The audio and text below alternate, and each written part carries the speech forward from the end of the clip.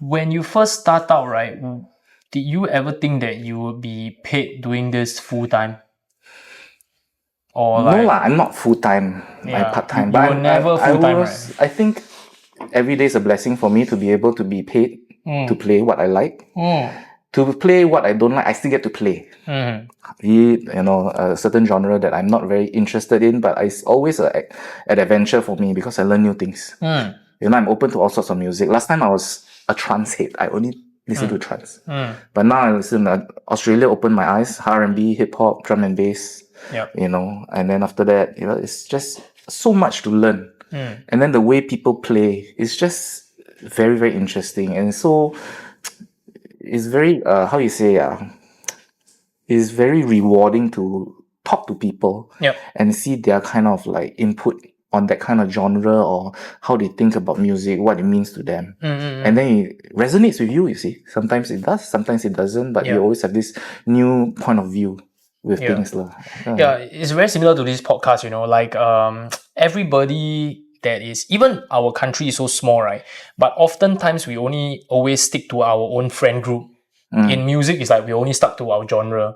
And then we always think that, our friend group or our genre is the best and everybody else is lousy. But then when you actually get to speak to them one-on-one, right? Like I have with many of our guests. I'm also like used to be like you, right? Then I'm always like locked in my room producing music, doing turntablism and all that kind of thing. But because of this podcast, I start to talk to a lot of people and see life in their perspective, right? And then when something bad happens, right, I don't automatically like, this person fucked up. Like the thinking will be like, they probably have their reason for doing that.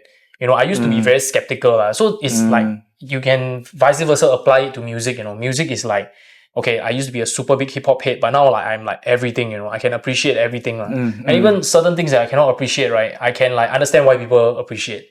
Like it's like that renewed perspective, I guess. And openness, to explore. It comes with age. But then the problem with that, right, is that I think people would see you as like very fickle, like, so they don't know like what your branding is, what you stand for, that kind of thing. I guess, well, let's say you just put it into, like food, for example. My favorite is chicken rice, right? Or char kway teow.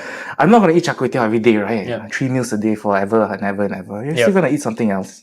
And then after a while, you'll come back to what is home, what is something that fulfills you, deep inside. But it's not going to be like, hey, I'm a house head, I love house, and that's the only thing I'm going to listen to. Then life is going to be very dull. I guess that's something that music fans fail to grasp. Like their favorite EDM DJ, right, probably have a secret passion for hip hop.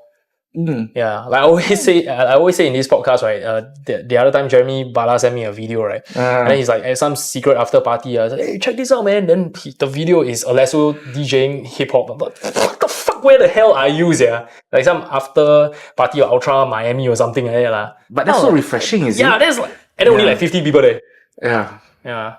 And then Skrillex is like holding a bottle at the side and fucking jamming to Alesso DJing hip hop. Like, what the hell? I think that's very, very interesting. It's very exciting to see something that's out of the norm.